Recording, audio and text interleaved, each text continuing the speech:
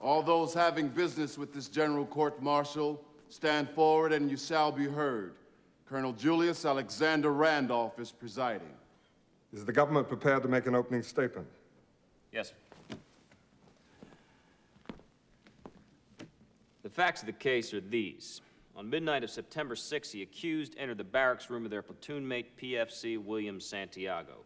They woke him up, tied his arms and legs with tape, and forced a rag into his throat.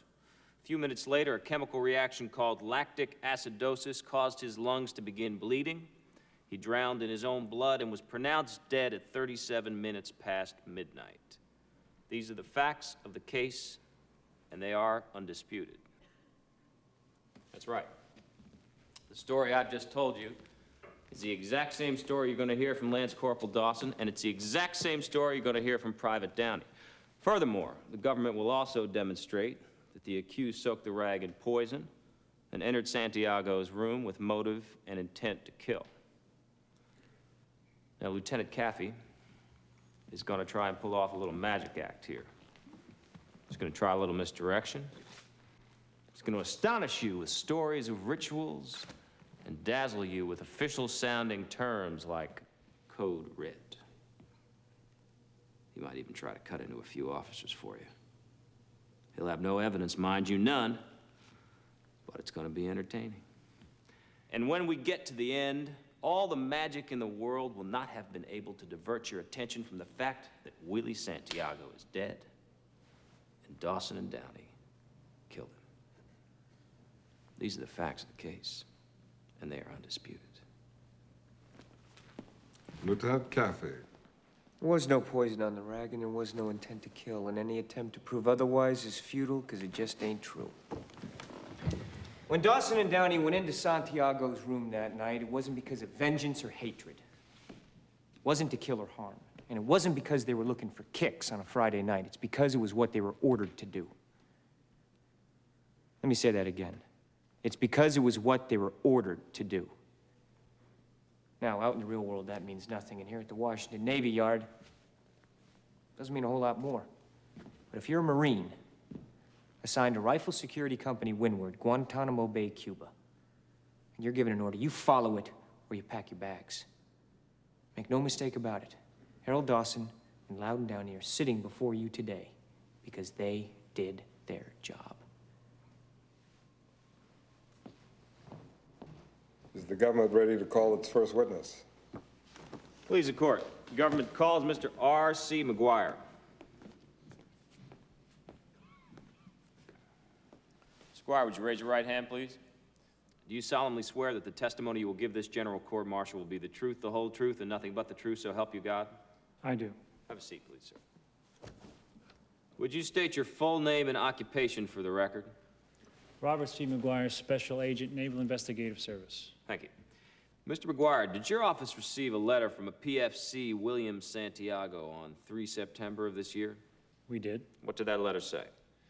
That a member of Private Santiago's unit had illegally fired his weapon over the fence line. Was that Marine identified in the letter? No. I notified the barracks CO, Colonel Jessep, that I would be coming down to investigate.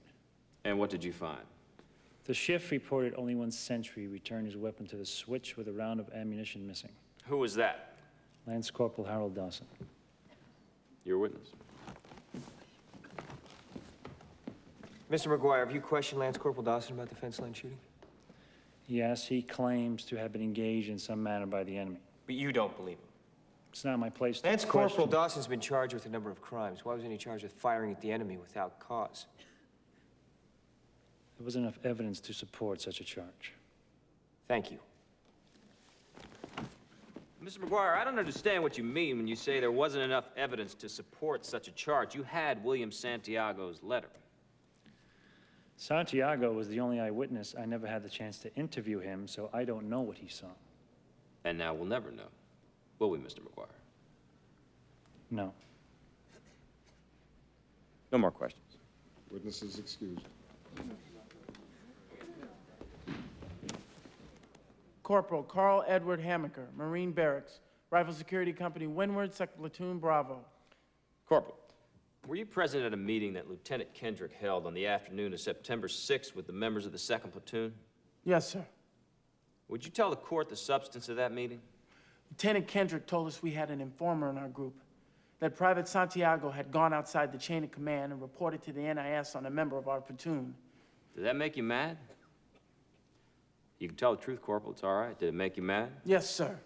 How mad? Private Santiago betrayed a code we believe in very deeply, sir. Were the other members of the squad angry? Object. Speculation. Were Dawson and Downey? Please, the court. This is government counsel honestly asking this witness to testify as to how my clients felt on September 6th.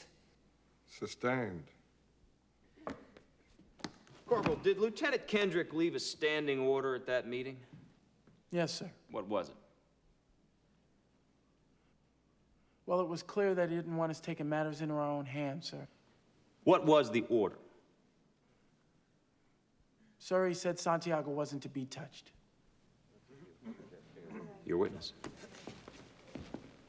Corporal Hammacker, were you in Dawson and Downey's barracks room 5 minutes after this meeting? No, sir. Thanks. I have no more questions. The witness is excused. The government calls Corporal Raymond Thomas. Please, the court. I understand Captain Ross is planning on calling all the other members of Rifle Security Company Windward to testify. In light of the defense, Lieutenant Kaffee is planning to mount the explicit instructions of the platoon leader. Seems particularly relevant testimony. The defense is willing to concede that all 22 witnesses will testify substantially as Corporal Hammacker did. If the government is willing to concede that none of them were in Dawson and Downey's room at 16:20 on September 6th. Captain, The government will stipulate. then we will adjourn for the day. You can call your next witness tomorrow morning. All rise.